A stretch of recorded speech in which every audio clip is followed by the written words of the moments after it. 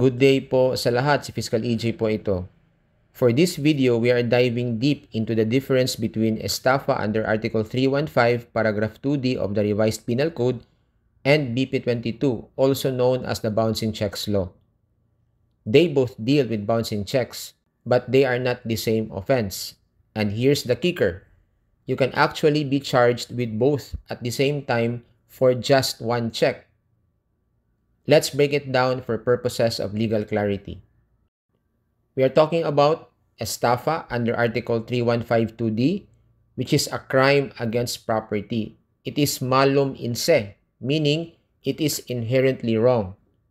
The act involves fraud, trickery, or deceit to get someone to part with his money or property.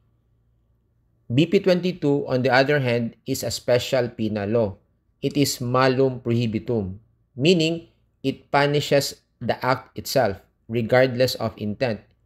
Kahit wala kang balak manloko, kung nag-issue ka ng talbog na cheque at hindi mo ito nabayaran within the grace period, lagot ka under this law.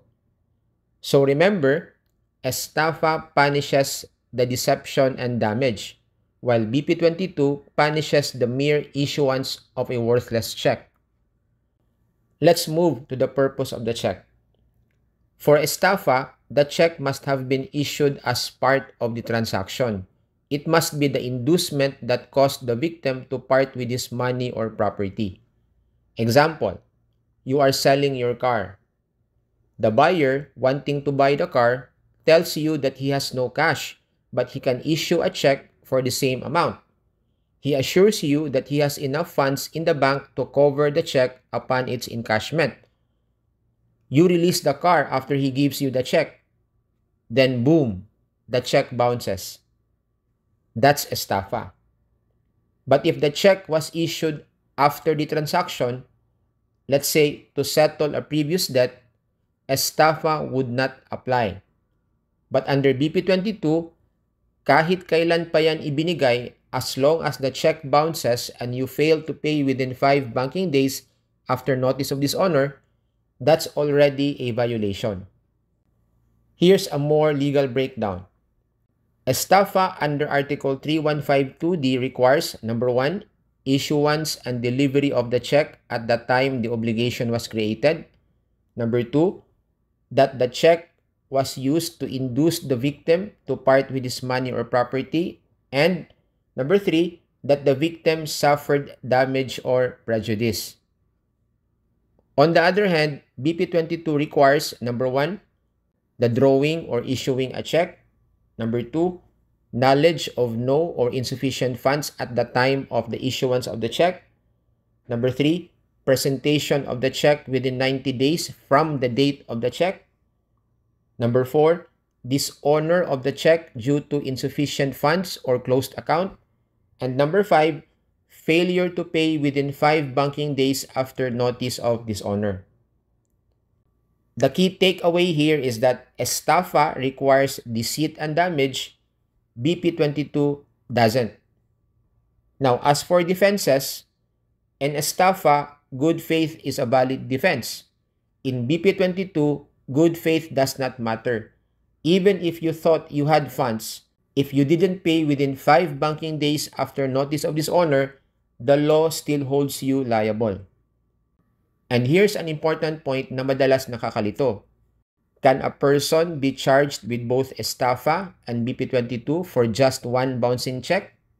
The answer is yes, and here's why.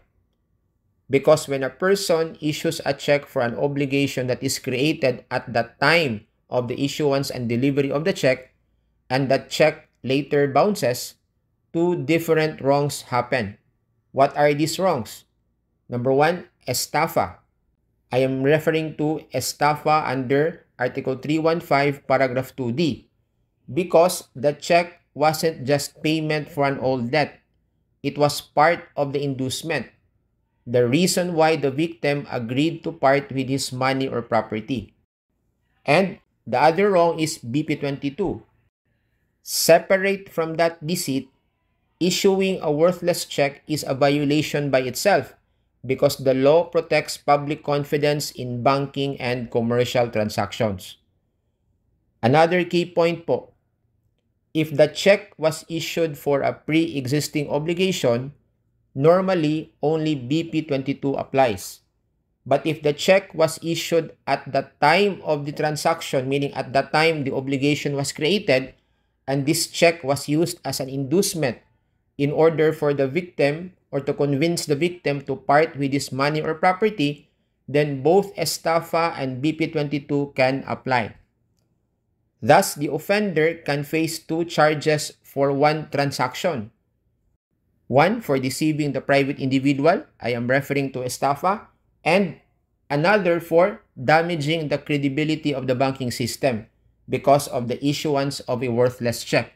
I am referring to Batas Pambansa Bilang 22. Two different evils, two different laws, two different punishments. Dapat doble ingat talaga. When you issue a check during a transaction, you're not just making a promise. You are creating a legal responsibility that can hit you twice if that check fails or bounces. So yan lang po ang munting lesson natin for today, and see you in my next video. Maraming salamat po.